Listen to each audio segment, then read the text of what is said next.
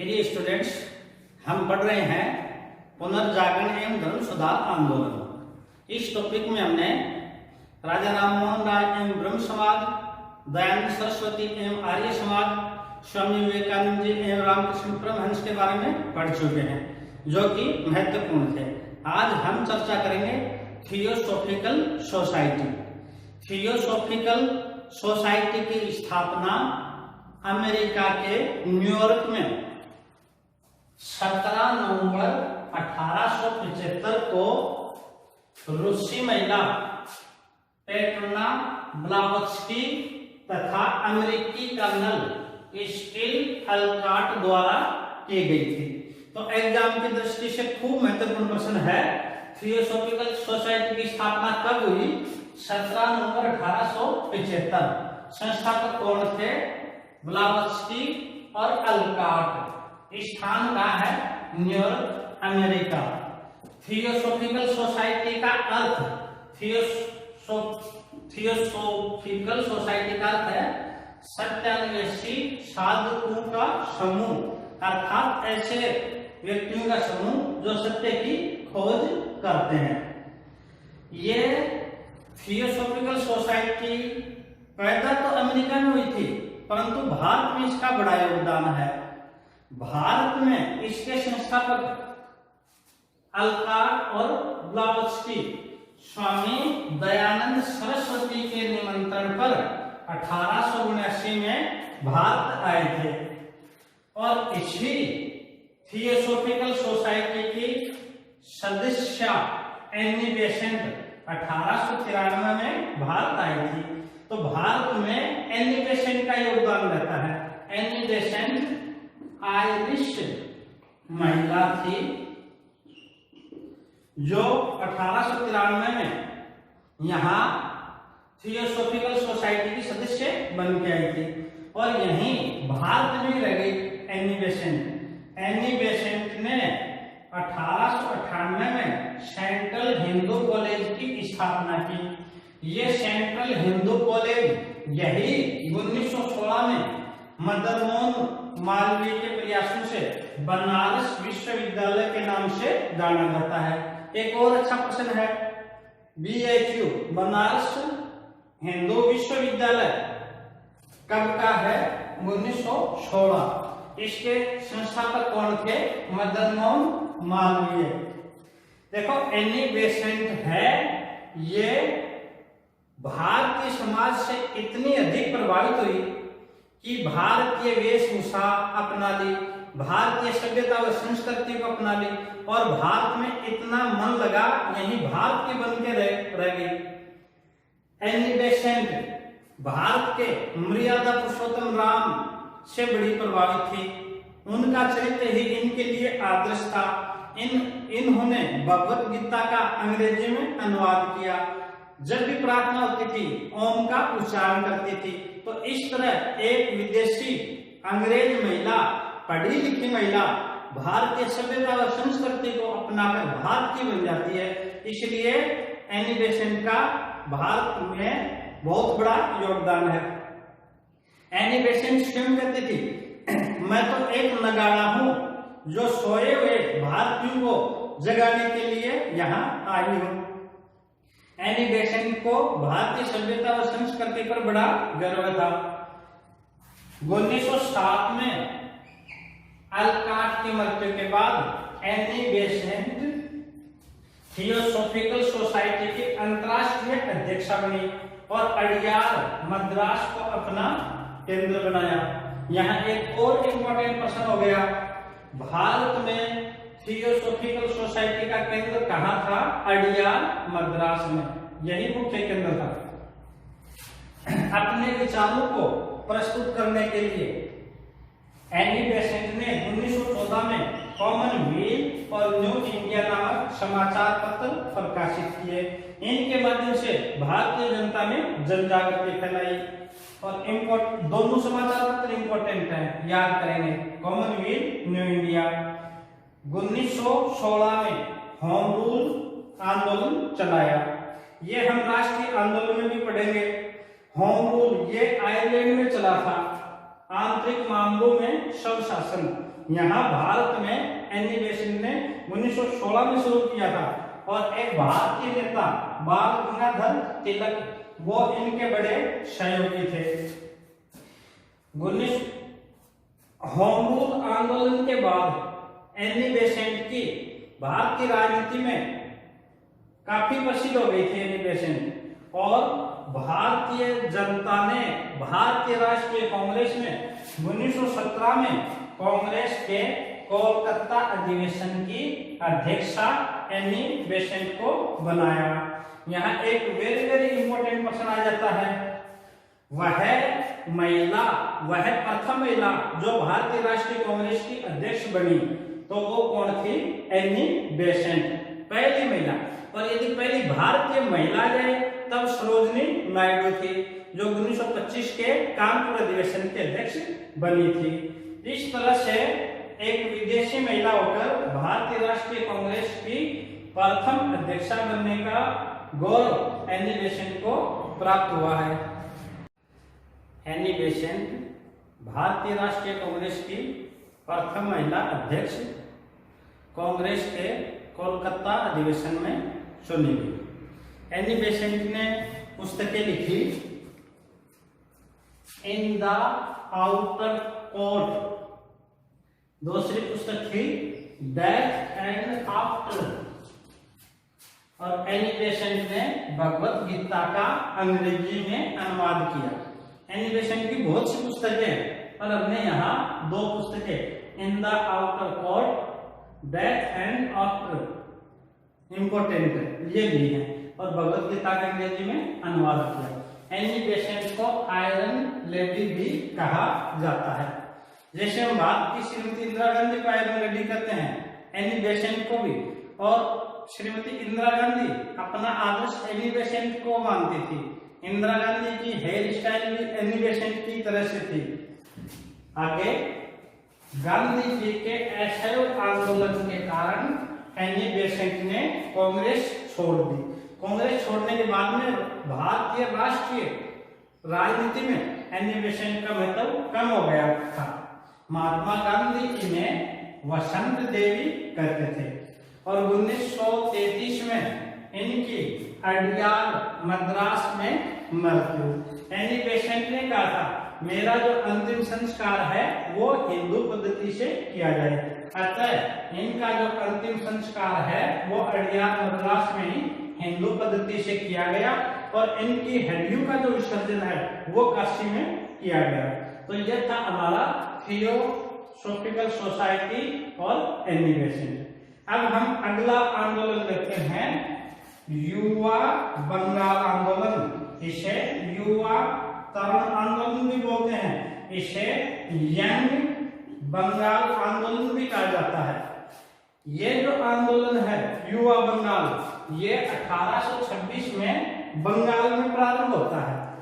और एक इम्पोर्टेंट है, युवा बंगाल आंदोलन चलाने वाले कौन थे, इसके संस्थापक कौन थे? ये थे Henry Louis Vivian Derozio. Henry Louis Vivian Derozio, इनके पिता अंग्रेज थे और इनकी माता भारतीय थी। तो ये एंग्लो इंडियन थे, एंग्लो इंडियन। ये बहुत ही प्रखर बुद्धि के थे और इनकी मृत्यु भी मात्र 22 वर्ष में हो जाती है। ये हेनरी लुई विवियन डेरोजियो ने ये हिंदू कॉलेज कोलकाता में इतिहास के व्याख्याता थे और वहां छात्र वर्ग में बड़े प्रसिद्ध थे। छात्रों को नए नए विचार, सभ्यता व संस्कृति को आगे बढ़ाना, प्राचीन गौरव, पाश्चात्य संस्कृति, विज्ञान, लोकतंत्र, इन सब का बड़ा इन पर प्रभाव था और विद्यार्थी बड़े इनसे प्रभावित थे। इसीलिए इन्हें हेनरी लुई विवियन डेरोजियो को भारत का सुकरात भी कहा जाता है और इन्हें आधुनिक भारत का प्रथम राष्ट्रवादी कवि कहा जाता है। इन्होंने हेस्पेरस, कलकत्ता साहित्यिक गजट, ईस्ट इंडिया आदि पत्रिकाएं प्रकाशित की। हेनरी लुई विवियन डेरोजियो, जिनकी मात्र 22 वर्ष की उम्र में मृत्यु हुई थी, इतने लोकप्रिय थे और युवाओं को मार्गदर्शन और आगे बढ़ाने में इनका बड़ा योगदान है। अब हम लेते हैं सत्य शोधक समाज। सत्य शोधक समाज ज्योतिबा फुले।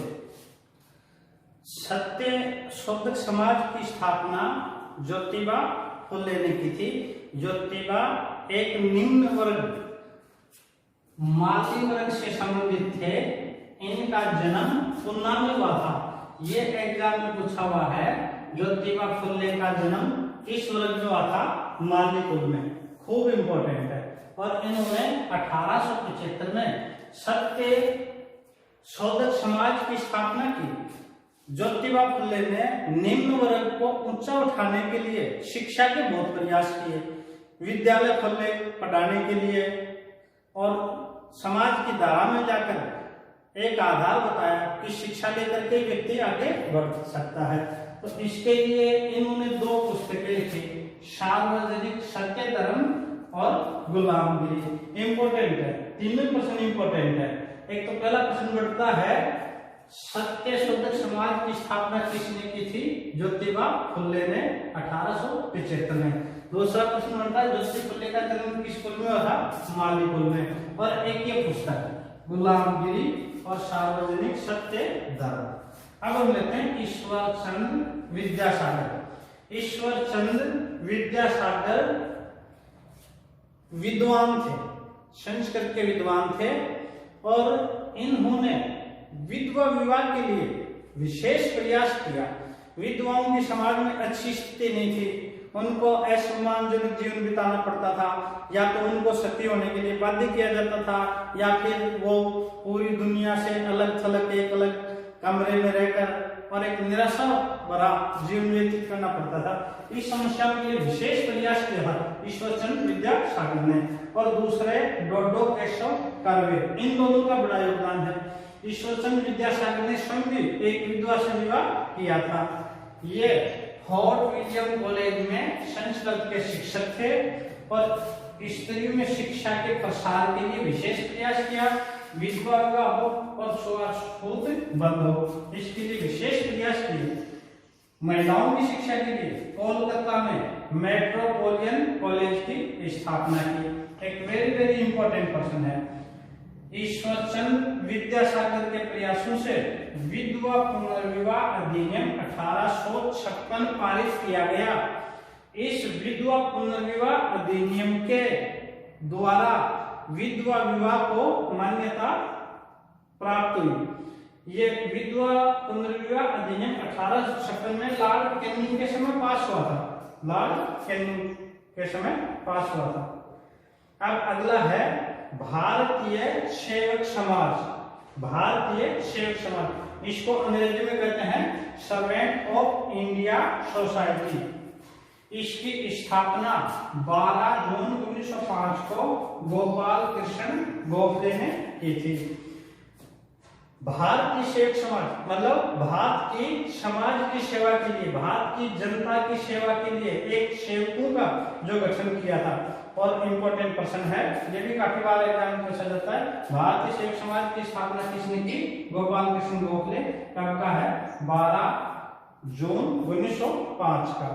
एक प्रश्न है, लोक हितवादी के नाम से कौन जाना जाता है? लोक हितवादी, तो लोक हितवादी के नाम से जाना जाता है गोपाल हरि देशमुख। गोपाल हरि देशमुख। एक है पंडिता रमाबाई। पंडिता रमाबाई ने विधवाओं की शिक्षा के लिए विशेष प्रयास किया। तो विधवा शिक्षा के लिए मुंबई में शारदा सदन की स्थापना की।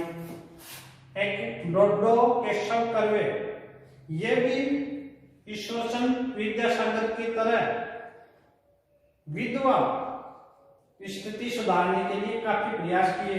पुन्ना में अनेक महिला विद्यालय और विधवा घरों की स्थापना की। ये एग्जाम में पूछा है, विधवा घरों की स्थापना किसने की थी? डोडो केशव कर्वे ने। कुछ महत्वपूर्ण व्यक्ति और हैं जो पुनर्जागरण एवं धर्म सुधार से संबंधित है। ये देखिए, बहन शुभ लक्ष्मी, ये मद्रास प्रेसिडेंसी की प्रथम हिंदू विधवा थी जिन्होंने स्नातक शिक्षा ग्रहण की थी। एग्जाम में प्रश्न पूछा जाता है, मद्रास प्रेसिडेंसी की प्रथम हिंदू विधवा जिन्होंने स्नातक शिक्षा प्राप्त की थी, तो क्या हो गया बहन सुब्बलक्ष्मी।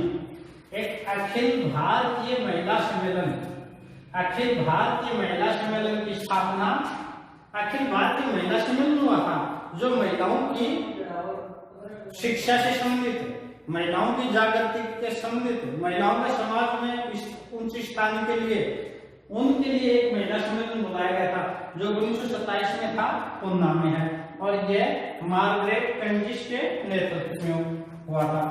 राधा स्वामी सत्संग, राधा स्वामी सत्संग आज ग्रामीण क्षेत्रों में प्रत्येक जगह पहुंचा हुआ है। इसकी स्थापना थी 1861 में और इसके संस्थापक कौन थे?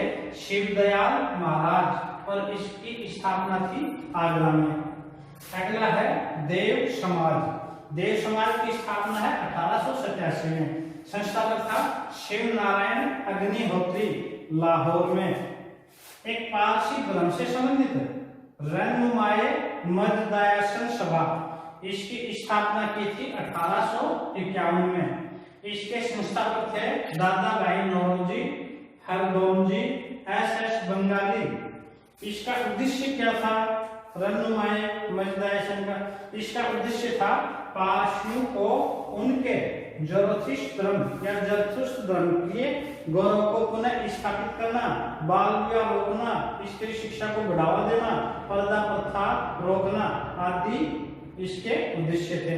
तो इस प्रकार से हम देखते हैं विभिन्न समाज सुधारकों ने समाज में आए विभिन्न कुप्रथाओं को दूर करने का प्रयास किया।